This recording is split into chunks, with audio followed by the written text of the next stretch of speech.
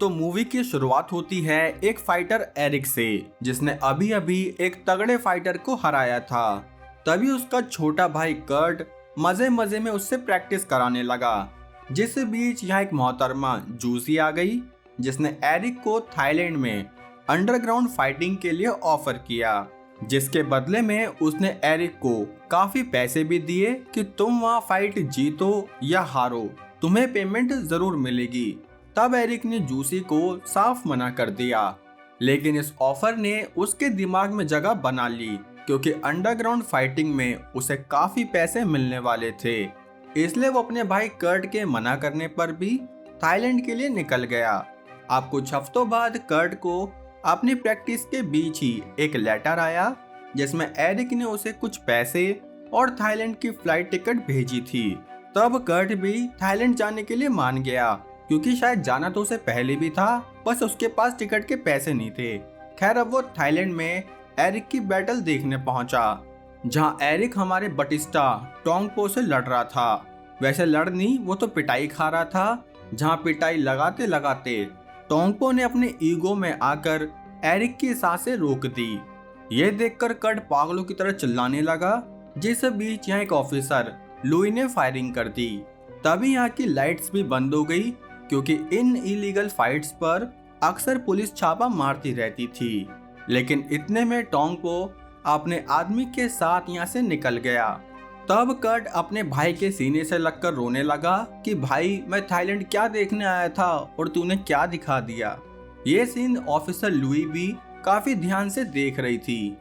इसलिए अगले दिन उसने अपने सीनियर टॉम से कहा कि टोंगपो ने जानबूझकर उस लड़के का मर्डर किया, और सिर्फ उसका नहीं, वो ना जाने कितने फाइटर्स को अब तक मार चुका है। लेकिन टॉम ने उसकी एक नहीं सुनी, क्योंकि ये चोमू खुद जूसी से मिला हुआ था, जो ऐसे इलीगल फाइट्स पर सट्टा लगवा कर अपने कोठी बंगले चला रही थी। तब कर्ट को तो जूसी पर बहुत गुस्सा आया, लेकिन टॉम ने जूसी को बिना कुछ कहे यहाँ से जाने दिया। अब कर्ट भी यहाँ से उस मास्टर के पास जाने लगा जो एरिक को ट्रेनिंग दे रहे थे, ताकि वो उस जगह से एरिक का सामान ले सके।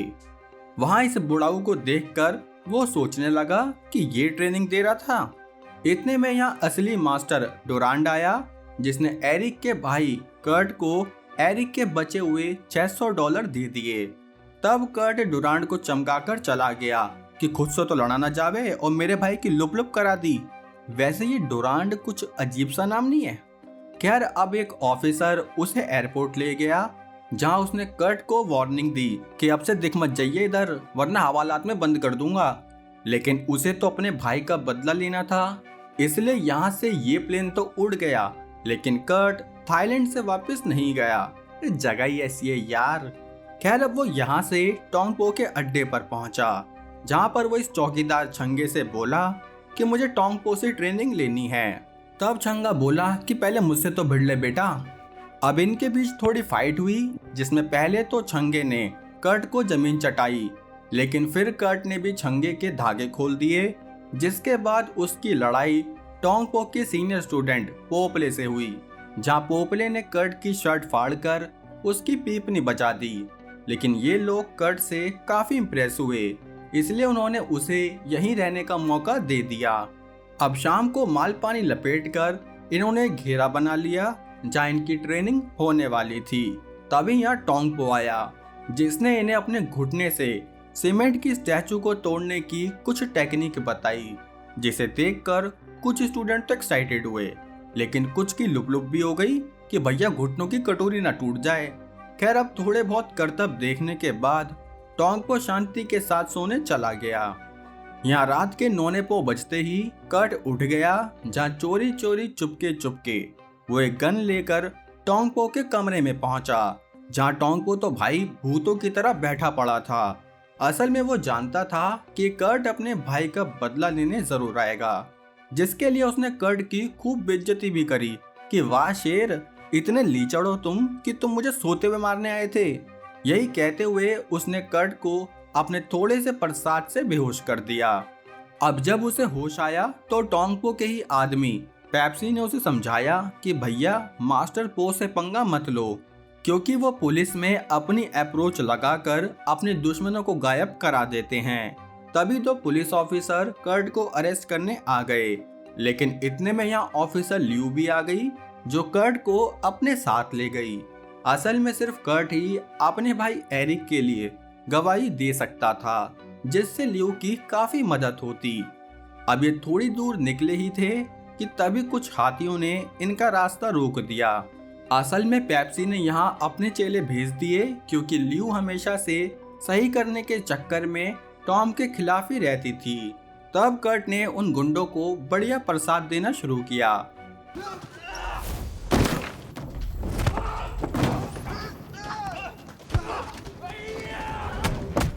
और प्रसाद देगा भी क्यों नहीं, क्यूटी लियू को भी तो इम्प्रेस करना है। खैर, अब सबको खुराक दिलाकर लियू कर्ट को डुरांड के घर पर ले आई, क्योंकि अभी वो सिर्फ यहीं पर सेफ रह सकता था। तब कर्ट बोला कि मुझे टोंगपो से लड़ने के लिए ट्रेनिंग दो, जिसके लिए पहले तो डुरांड ने मना किया, क्योंकि वो एरिक की तरह कर्ट को खोना नहीं चाहता था।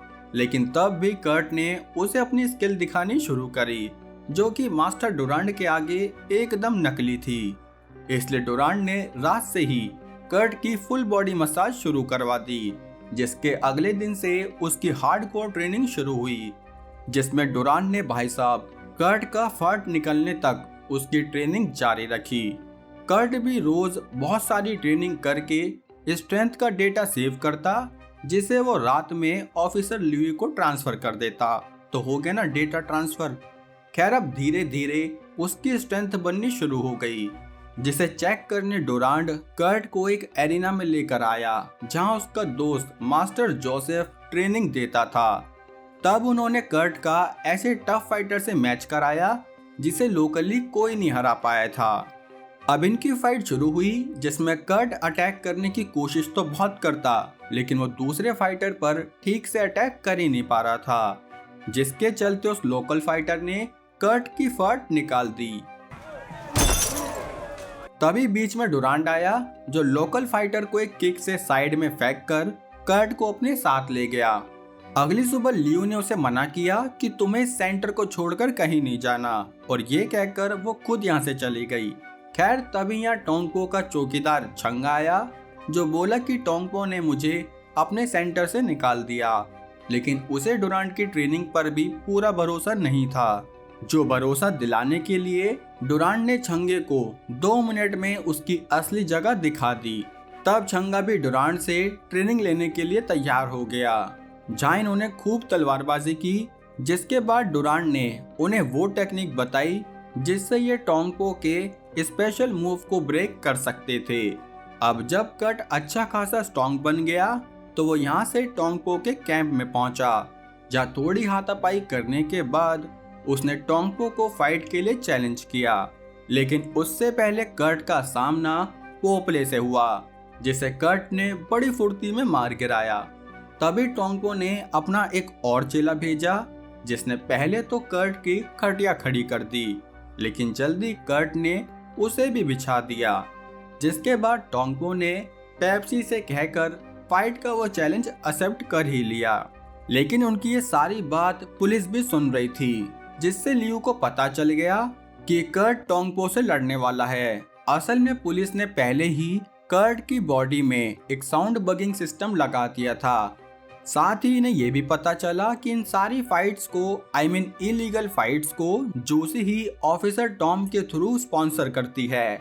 इसलिए रात को लियू जूसी को पकड़ने उसकी लोकेशन पर पहुंची, जहां जूसी तो नहीं लेकिन खून का जूस निकालने वाला जूसी का आदमी मिल गया, जिसे जल्दी ही लियू ने खत्म कर दिया। यहाँ अगले दिन जब ये दोनों ध्यान लगा रहे थे, तभी लियू ने आकर इन दोनों को अरेस्ट करवा दिया, क्योंकि वो नहीं चाहती थी कि फाइट में टोंगपो कर्ट की पॉम पॉम बजा दे। लेकिन कर्ट को तो लड़ना था, इसलिए उन्होंने एक प्लान बनाया कि देखो, जब किसी ऑफिसर को डुरांड के साथ कर्ट नहीं मिलेगा तो वो उसे ढूंढने या देखने अंदर जरूर आएगा, और तभी ये उस पर अटैक करके ठीक वैसे ही भाग जाएंगे जैसे कुछ मेरे दोस्त चैनल सब्सक्राइब किए बिना ही भाग जाते हैं।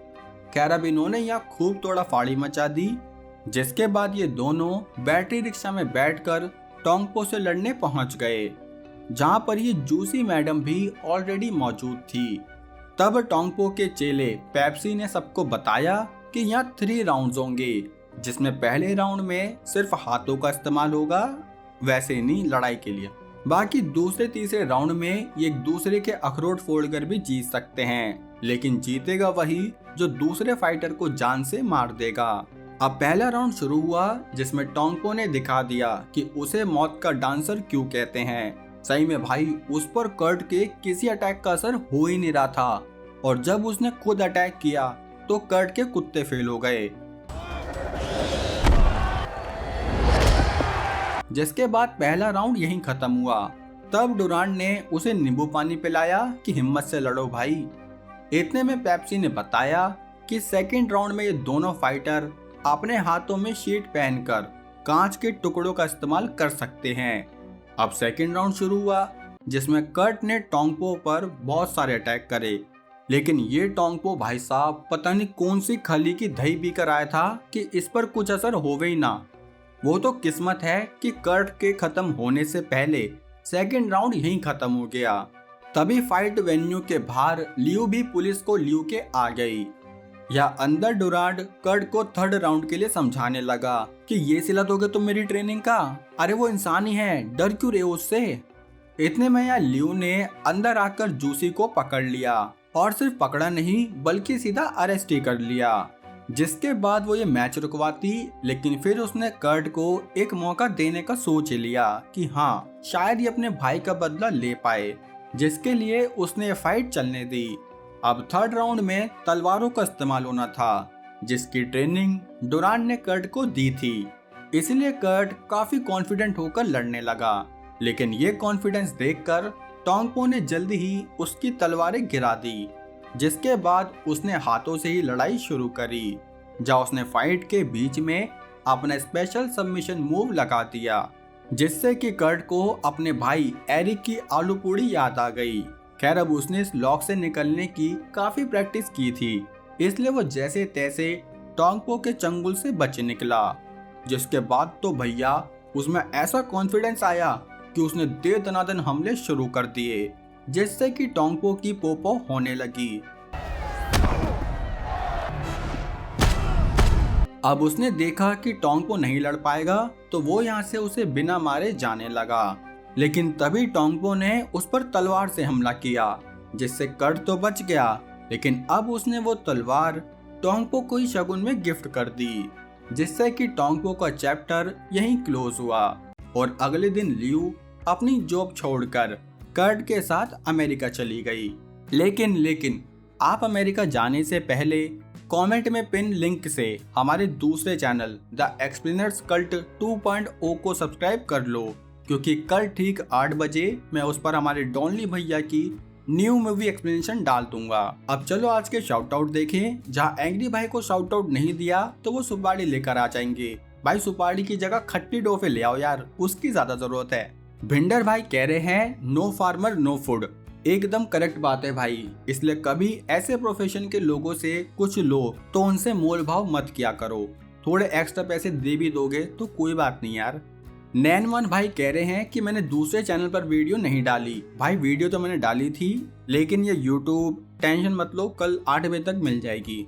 डीके बॉस कह रहे हैं कि मैंने हॉरर मूवी को भी कॉमेडी बना दिया। भाई मेरी कोशिश रहती है दिल से कि अगर आप मेरी वीडियो देखकर जा रहे हो ना तो आप खुश होकर जाओ, वरना सच बता रहा हूँ सिर्फ व्यूज और पैसे के लिए होता ना तो मैं रोज कॉपी पेस्ट करके आपको एक वीडियो दे देता, जिससे मेरे व्यूज तो आ रहे होते लेकिन शायद आप दिल से खुश ना हो रहे होते।